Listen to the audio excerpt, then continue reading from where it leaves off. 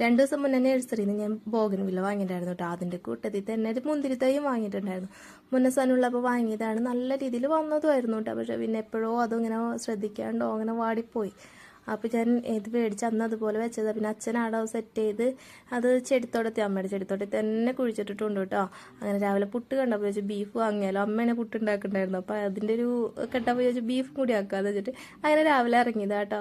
നമ്മളെ കണ്ടശങ്കടവ് പോയിട്ടാണ് ഞങ്ങൾ വാങ്ങാറ്. അപ്പോൾ അവിടെ പോയി വാങ്ങി അതിൻ്റെ വഴിക്ക് ആയുവിന് ഒരു ചായ കുടിക്കണം. നമുക്ക് രാവിലെ തന്നെയല്ല, അപ്പോൾ ഒരു കാലി ചായയും കുടിക്കാന്ന് വെച്ചിട്ട് നമ്മളെ ഏഴാങ്കല്ലുള്ള ഒരു സാധാരണ ഒരു ചായക്കട കേട്ടോ. അപ്പോൾ അവിടെ കയറി.